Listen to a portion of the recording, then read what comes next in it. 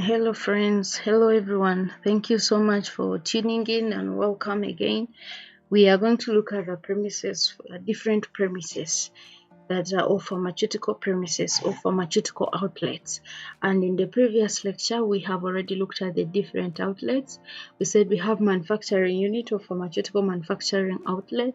We have all premise for wholesale pharmacy outlets, and then we have a premise for retail pharmacy outlet, and then we have other outlets that we are going to look at here, where we have the fixed premises and then the temporary premises. So premises, we are starting with the premises for manufacturing. How are they ought to be? How are they ought to be kept?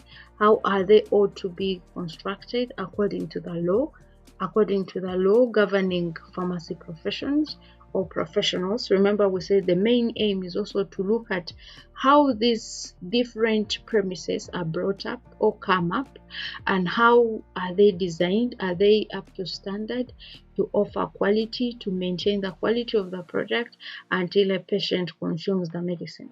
So we say that premises should be located in places or in a place where they cannot be contaminated from the external environment or other nearby activities. So those within the country can witness that most of the pharmaceutical manufacturing units are away from towns, like cities. It is away where it is a bit distant from external environment pollution. We don't want to have our medicines get polluted, okay, or contaminated by pollution, either air pollution, noise pollution, or noise may not affect the medicines much, but may affect people who are going to manufacture the medicines. Premises should be constructed in such a way that they are of permanent nature, they are protected against adverse weather conditions and the groundwater seepage, vermin, and then pest infestation. That is how you ought to protect your pharmaceutical manufacturing unit. They have sufficient space. They should have sufficient space for carrying out and supervision of the necessary operations. That is air intake and then exhausts, and then we look at associated pipes or pipe work, and then tracking are cited so as to avoid combination. So we are continuing with how we expect a manufacturing unit to look like. Plumbing, electrical, and then ventilation and other services in the manufacturing and the processing areas are cited so as to create ease of cleaning, and for this purpose they should be able, or they should run outside the processing and then the manufacturing areas to be well sealed in place, drains, and are adequate in size and provided with sufficient traps and proper ventilation.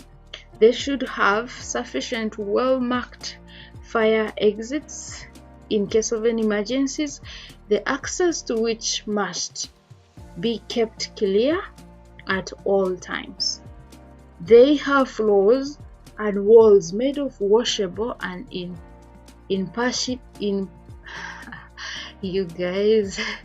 impervious material with flat surface, free of cracks, and a ceiling covered with a non-flaking finish that allows ease cleaning, and they should also be well lit, like the place should have enough light.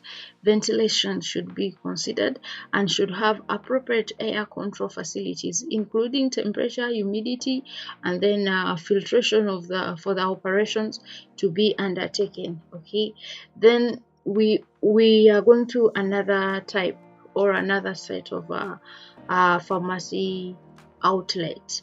We have what you call a premise for a wholesale pharmacy. How can it be designed? What do we expect? Or in case we are coming to inspect, in case you are a part of the National Drug Authority and you're coming to inspect, what are the parameters? What are the things that you expect a wholesale pharmacy should have or should contain. A wholesale pharmacy or premise should be constructed in such a way that they are of permanent nature. Remember, we classified it under fixed premises. They are protected against adverse weather conditions, groundwater, sewage, and then vermin and pest infestation should be avoided. Remember, pests can bring in, or it can bring about microbial growth within the place, and then it can affect the quality and effectiveness of the medicines.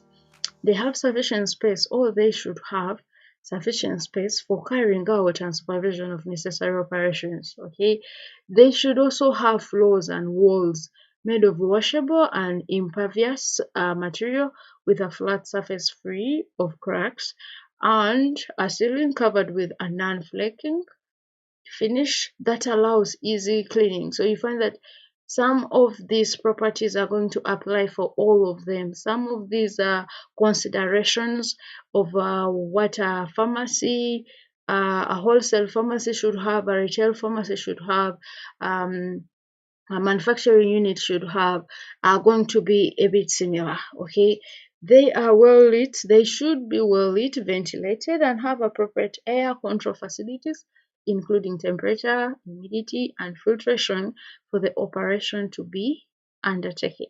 Okay, and then at least we are continuing, at least one toilet not to be shared, and then premises should have at least one toilet not to be shared with any other premise. Okay, that specific wholesale facility should have one toilet for the staff that should not be shared with another facility near them. Okay, and then we should also have pharmacy only drugs separated from over-the-counter drugs. So we have different classes of drugs. We have pharmacy only drugs, prescription only medicines, and then over-the-counter drugs. They should be separated, arranged separately from each other. Okay, so you see that the pharmacy only drugs or prescription, we also have prescription only drug, should be separated from OTC, that is over-the-counter drugs. That is, for example, narcotics, and although most of the psychotropic drugs are what we call the pharmacy-only drugs or prescription-only drugs, should be kept away and should be secure, and it can be put or stored under lock and key, a fixed lockable storage place. Premises these premises should be sufficient with space. There should be enough space for storage, enough space for dispensing, or enough space of serving those who would come for the medicines. So you see that premises should be of sufficient space so as to avoid overcrowding of customers and staff, thereby promoting efficient flow of work, effective communication, and supervision. And then premises should be lighted, or should have enough light, should have enough ventilation, should have enough aeration in the premises. Premises should be well lighted, ventilated, and secure. The place should be secure. You see that drugs in the dispensary should be protected against light. So how it should be constructed, it should be not directly to the sun. So in case it's direct to the sun, there are curtains that are opaque that prevent direct contact of the drugs with the sun. Most of the drugs can be affected by light, can be affected by heat, and its quality degrades before even a patient consumes it, before it is given out to the final consumer, meaning the quality of the medicine will have reduced before reaching the final consumer. Drugs in the dispensary and storage areas should be adequately protected from light, heat, and moisture, and all narcotics and psychotropic drugs should be kept separate from all other drugs in secure, fixed, and lockable places. Dispensary not accessible to the public. It should not be accessible to the public. That's why most of these facilities, when we enter them, they say restricted to the staff. You find somewhere noted, or restricted to the staff. So the dispensary must be separate, lockable area with no access to the public, fitted with a sink with running water and having a bench and working surfaces with impervious washable tops. Prescription drugs should be kept out of public reach. We have prescription only medicines, or we have what we call prescription only medicine, pharmacy only medicine should be kept away. People should not easily access it. Okay, so it should be lockable, should be kept separate. Administrative offices to be separate from where medicines are stored. Okay, so there should be a separate office or administrative area for a pharmacist where prescriptions, purchase records, and other administrative records may be maintained, and it should be suited or suitable as to have a full view of the dispensary. Okay, so that is all. Those are like considerations when we are what we consider, what we expect a wholesale pharmacy to have. What are those things that we look out for to qualify to be a good wholesale premise, a good retail premise? So we are going to look at the good retail premise, what it should have. Premises should be conducted in such a way that they are of permanent nature. They are protected against the diverse weather conditions. Like I said, most of these points are going to repeat themselves, and you may be set, or a question may be set to guide your question approach, not necessarily giving exact points, but you can be assessed on how best you understand, how can you apply the knowledge, how can you apply the information that you have got. So you see that they are protected against the diverse weather conditions, and then they should have a sufficient space to carry out the supervision and necessary operations. The floor and the wall should be washable, like as we have talked about the wholesale and then the manufacturing unit. They are well lit, ventilated, and have appropriate air control facilities. Okay, and then premises to be in good repair and decoration. Premises should be maintained in a good state of repair and decoration, which processes should not, while being carried out, or tend to cause any contamination of ingredients or products. Materials to be protected from or against light, which we have just looked at with the wholesale. It's the same thing. It should have at least one toilet which cannot be shared, that they should be used by the staff. Then we look at how to take care of the pharmacy only medicines and separating it from the over-the-counter medicines. Like I said, we have already explained some of the points in the previous slides. Premises to be sufficient, having sufficient space, sufficient lighting, administrative office separate from others. So we are looking at a new premise, and that is a premise for a sale of a Class C drugs that we call in our country a drug shop. So what do we expect a drug shop to have?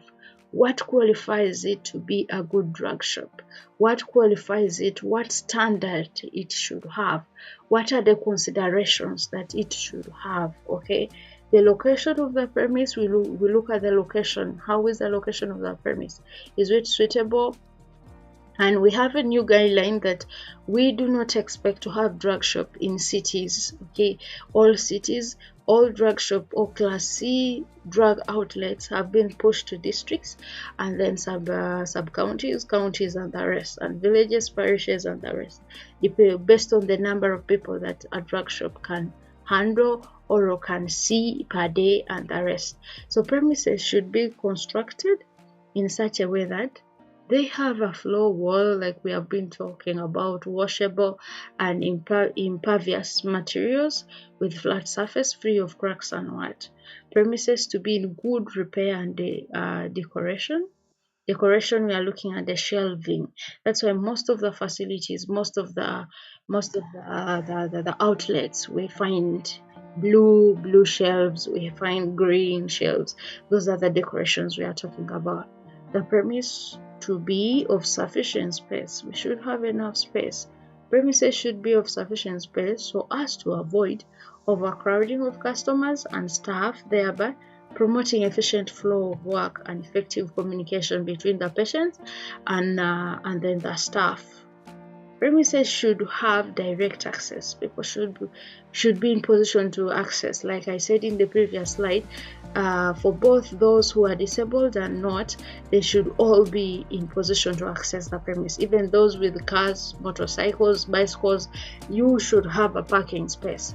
There should be somewhere where they can park so that they can come and get their medicines. Premises shall be shared with the similar businesses, shall not be shared with the similar businesses. You don't share this and that. That is why you see that the premises shall not be shared with medical clinic, veterinary surgery, or any other business of a smaller nature. Premises shall be new retail pharmacies. So we see that except where premises under this part of these regulations are already in existence at the commencement of these regulations, no such premises shall be located within the radius of 1.5 kilometers from any existing retail pharmacy. So before you think of starting up a drug shop or a Class C drug outlet, you're going to look at what is the distance of this drug outlet from a retail pharmacy. So that distance should be what we have here, 1.5 kilometers from a retail pharmacy. Drugs to be protected against light. Drugs shall be adequately protected against light, heat, and moisture. So I thank you so much for listening to me for that lecture. In case you have questions that you would love to ask, please, I request you put them in the comment section, and then we handle them in the comment section. We are going to meet again for this specific class. Thank you so much for listening. Thank you so much for your time. Kindly subscribe to this channel to support this channel in making more